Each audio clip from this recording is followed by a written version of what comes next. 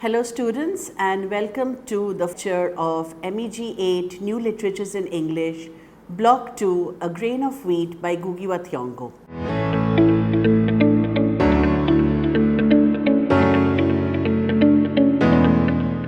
I am Dr. Madhumita Chakraborty from Zakir Hussain Delhi College Evening, University of Delhi. So in our previous class we had talked about the rise of the modern novel in Africa, and before that we had also mentioned the Kenyan situation and the circumstances under which Ngugi Thiong'O was writing. So today's class or today's lecture we will begin with the history of colonization in Kenya.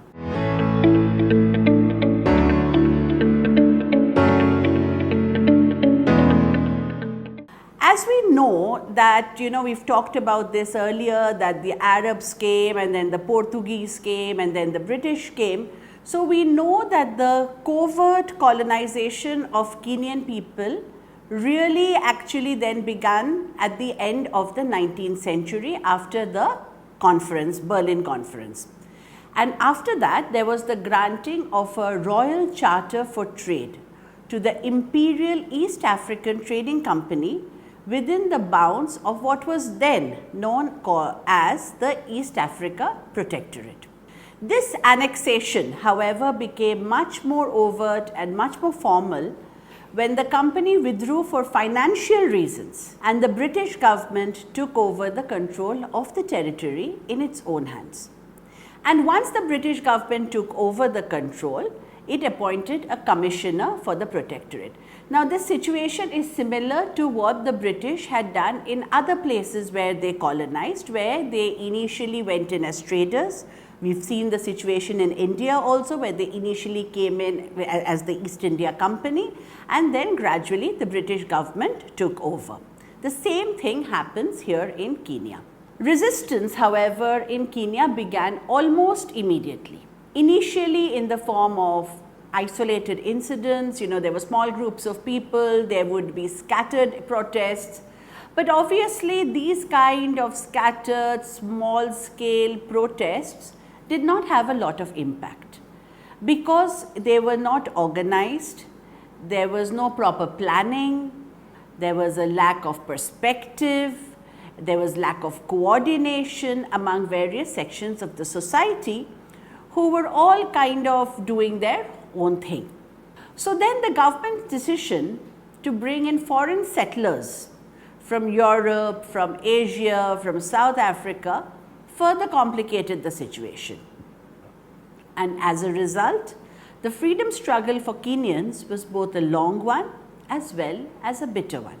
So it continued like this till about the late 1940s, early 1950s, when this whole struggle became violent, and this also coincided with the rise of the Mau Maus in Kenya.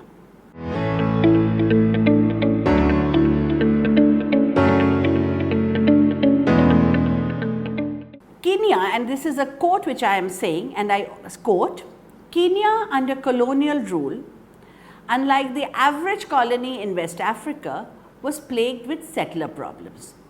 Consequently, the liberation struggle in Kenya was bound to be one of the most dramatic in the history of the continent. End quote. This is a quote from the text Not Yet Uhuru. By the 1950s, the Kenyans began to become impatient. There was this constant suffering, constant humiliation that they were facing from both sides. Who were the both sides? At one level, of course, the colonizers were there. And at the other level, these settler populations which had come in from abroad, like as I just said, from Asia, from South Africa, these settler populations were also subjugating the local Kenyan population. There was constant humiliation, which became too much for the Kenyans to withstand. So as written in the book Mau Mau from Within, and I quote here, the freedom movement was the result of the ills of colonization affecting almost all tribes in Kenya.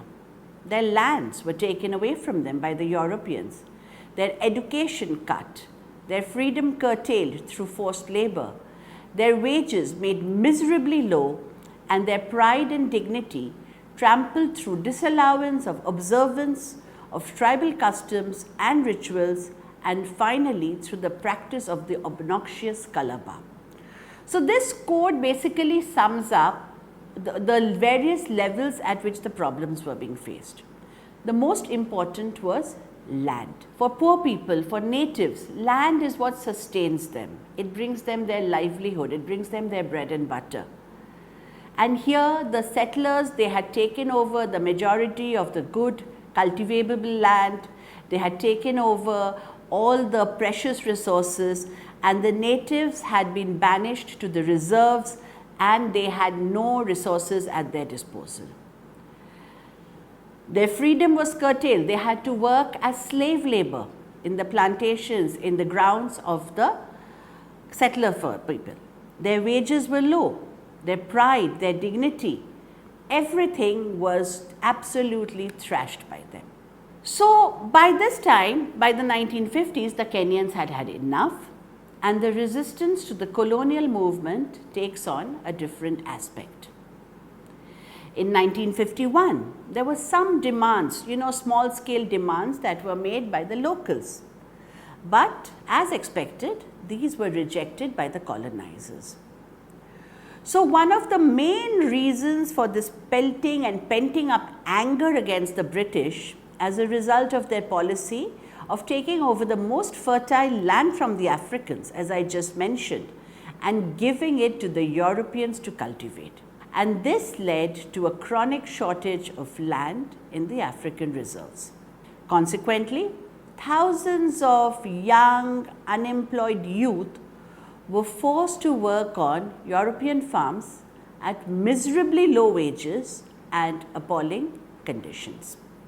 So as more and more Africans became educated, they realized the injustice that was happening to them. They realized that the colonizers who had come in with all these promises were actually, only pandering to the Eurocentric idea of civilizing the savages, the white man's burden, which we have mentioned in our previous lectures.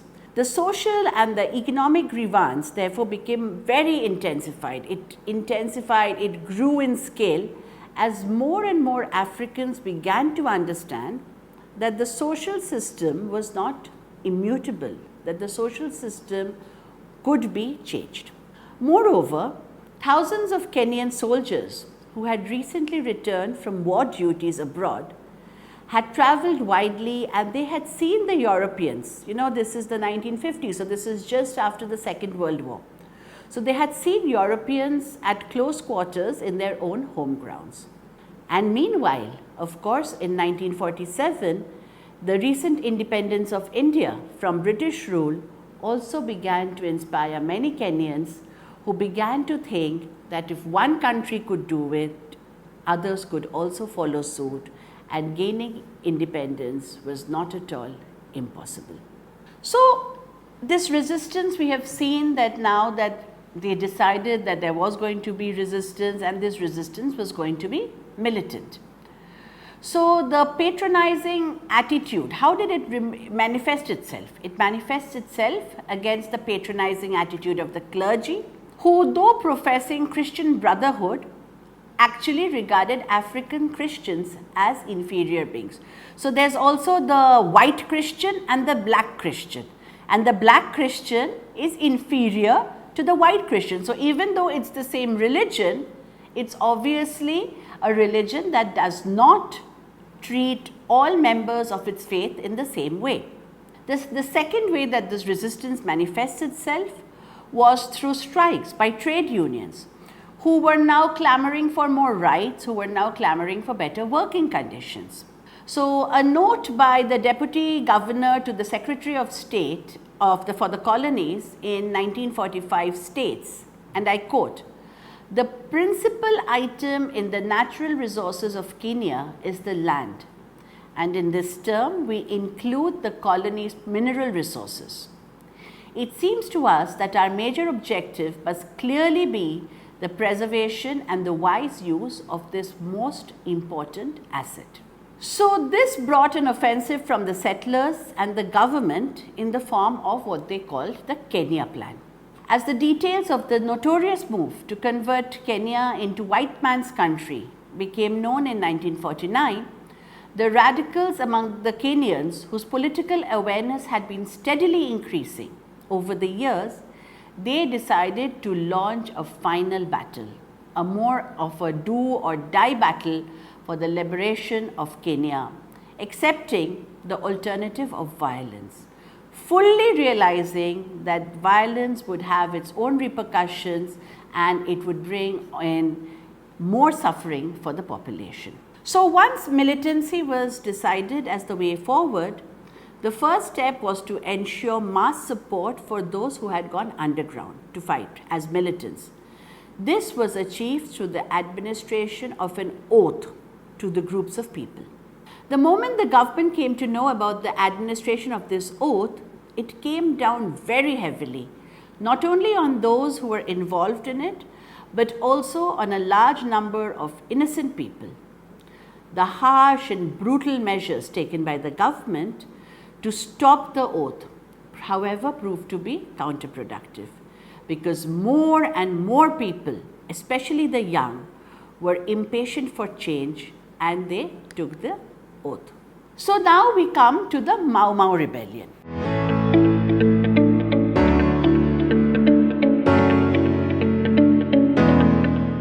So the word Mau Mau, it's a very interesting word. Where does it come from? And till date, there is no clear picture from where we get this word, because the word Mau Mau has no meaning either in Gikuyu or in Swahili, but there are a lot of interesting speculations about its origins. Some people have suggested that the expression was arrived through a transposition of the word Uma Uma.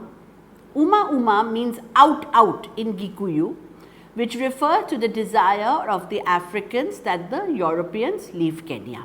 Another explanation offered is that a witness in the Naivasha trial used the expression mumu mumu mumu, referring to the whispered voices at oath ceremonies. And this was misheard by the journalists who were present there as Mau Mau. And they reported like that in their stories, and that was how the word came into being.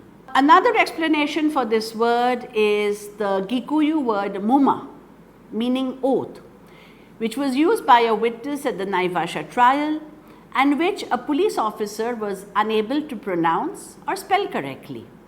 And this police officer therefore created his own pronunciation of the word, which was Mau Mau.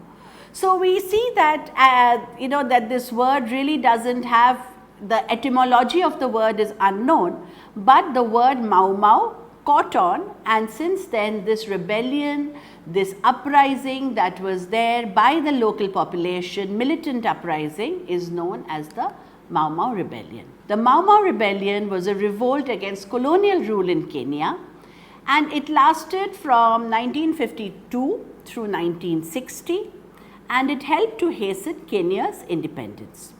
During this 8-year revolt, around 32 white settlers and about 200 British police and army officers were killed. 1,800 African civilians were killed, and although there is no clarity about the number of Mau Mau rebels who lost their lives, an estimate puts that figure at around 20,000.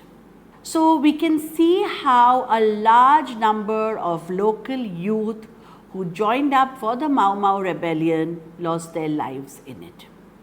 As the movement grew in strength, simultaneous with the most repressive measures used against Kenyans at large and the Gikuyu community in particular, the British government let loose the most foul propaganda to paint the entire movement in black. So they did everything they could to discredit this movement. So this propaganda machinery of the government swung into action. So one person who was involved in this was Mr. L.B.S. Leakey. He wrote a piece called Defeating Mau Mau. And in this, it was a totally colonizer viewpoint, a totally one-sided viewpoint, a totally distorted picture of Kenyan reality. And what does he say?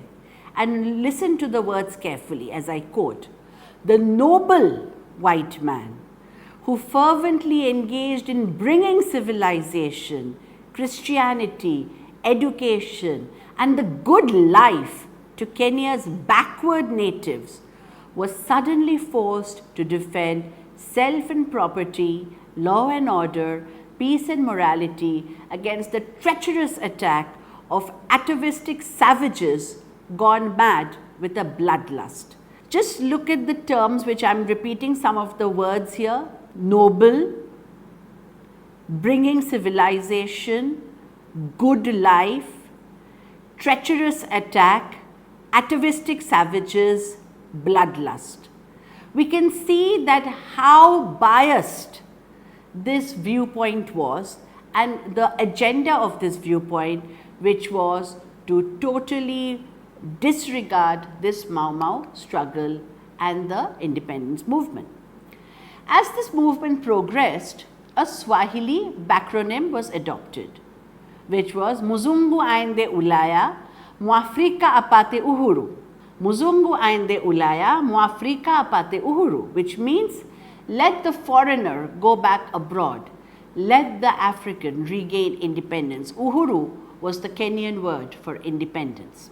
J.M. Kariuki was an important member of the Mau Mau rebellion. He was detained during the conflict, and he suggests that the British preferred to use the term Mau Mau instead of the KLFA to deny the Mau Mau rebellion any kind of international legitimacy. Similarly, author and activist Wangari Maathai indicates that to her, the most interesting story of the origin of the name is the Kikuyu phrase for the beginning of a list. So when beginning a list in Kikuyu, one says, Maundi ni Mau, the main issues are. Maundi ni Mau, the main issues are, and holds up 3 fingers to introduce them. Maathai says that the 3 main issues for the Mau Mau were land, freedom, and self-governance. So, very different, very varied perspectives on the origin of the name, but what is absolutely clear is that the focus of this Mau Mau rebellion was to undertake a militant struggle to enable Kenya to finally gain independence. So, I mentioned in one of my previous lectures that in response to this Mau Mau rebellion, the government announced emergency in October 1952. During the emergency alone, some 10,000 Africans were killed by the security forces, and over 80,000 were detained in various camps and subjected to indescribable brutalities. No detainee was released until he had been passed along a security clearance known as the pipeline. And we will talk a little bit more about the pipeline when we discuss the grain of wheat. Among the emergency casualties not recorded are the victims of this pipeline who were injured and permanently disabled through torture to extract confessions for them. So during the emergency, as we can see, all these people were put into detention camps, and the Manyani was perhaps the largest and the most notorious of these detention camps. Kariuki, who I've just talked about, he was himself a detainee at this Manyani camp, and he writes, Manyani, and that's a quote, the largest camp capable of holding up to 30,000 of us is now a word deeply entrenched in the language of every tribe in Kenya, and no one hopes to understand the present temper of Kenya African politics without some awareness of the life led by our 80,000 detainees during those emergency years. The conditions in the reserves where the native population used to stay were no better either, where the chiefs, the home guards, and other such henchmen ruled the roost with the help of local administration authorities. Remember, the colonizers can not succeed if they do not have any kind of assistance from the locals.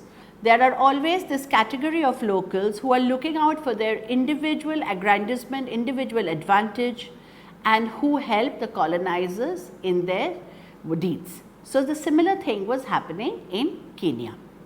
However, despite all their efforts, all their sophisticated weapons and all their war machinery, the British government could not crush the freedom movement.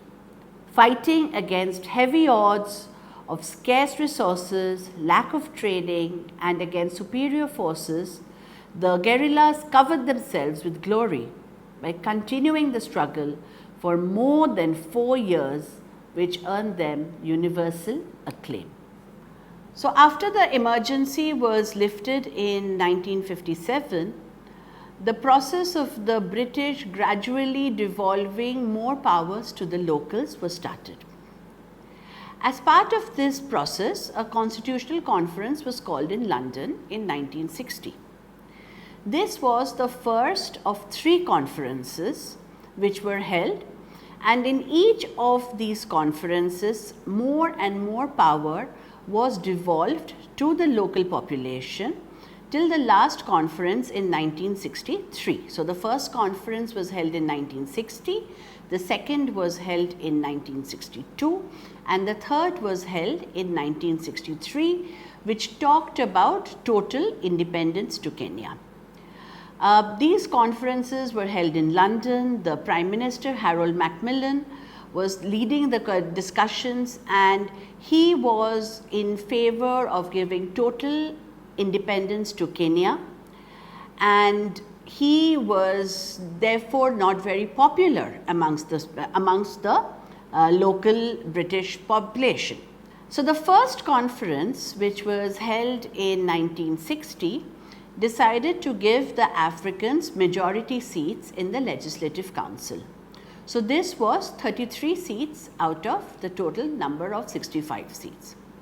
In addition, they decided that the Africans would have the largest number of ministers. So, the Africans would have 4 ministers, the Europeans would have 3 ministers, and there would be 1 Asian minister. So, obviously, you can see that the Europeans are outnumbered here, 4 Africans and 1 Asian. So, the Europeans are outnumbered 5:3, and they were not happy with this plan. They dubbed it as a victory for the Mau Mau and attacked the British volte-face. On the other hand, the locals were obviously very happy as the European domination had been broken, or at least in 1960, the process to break this European domination had been started. So, after the British dominion had been broken, the local Africans were very happy because finally they were beginning to get a glimpse of independence. They could see a light at the end of the tunnel. A new mass organization called the Kenya African National Union, or the KANU, incorporating the members of the KAU, which we had discussed in a previous lecture, was formed in March 1960. This had Kenyatta as its president, and again we've already discussed about Kenyatta in a previous lecture.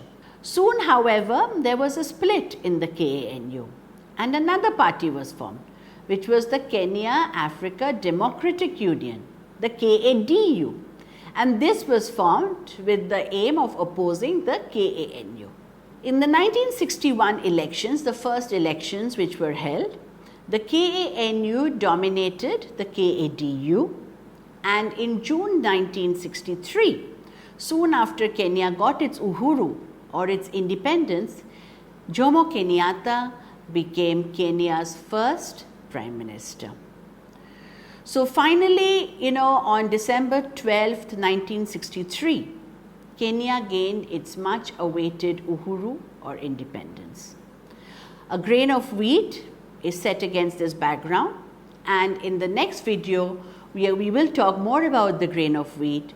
But so before we go on, let's just quickly summarize what we have done in this video today. So this video basically was intended to provide us with a idea of the background, the socio-political context in which the grain of wheat is going to be written. So we have undertaken a historiographical journey starting with the beginning of colonization of Kenya, which we have already mentioned earlier also, but here we focused on the end of the 19th century, the charter, the gradual imposition of the British, the coming of the settlers, and how this impacted the local population.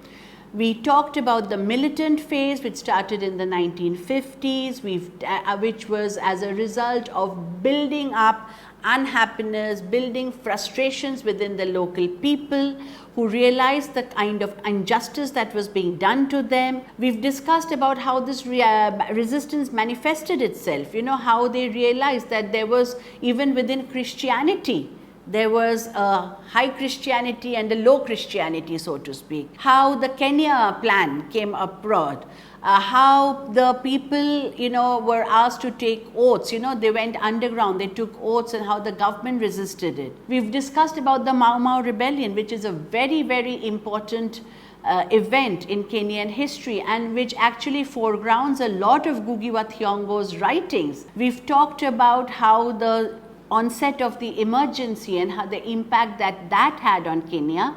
And finally, we have now wound up the socio-political historical context of Kenya. We've talked about the modern novel in Africa. We've talked about the linkages between literature and society, literature and politics, and all of these that we have discussed so far in the 4 lectures are now going to come together as we begin our discussions on Ngugi wa Thiong'o's A Grain of Wheat in the subsequent lecture. So I hope this socio-political historical context has now been clear to you, and now we will take this forward and begin our discussions on the grain of wheat in the subsequent videos. Thank you for your attention.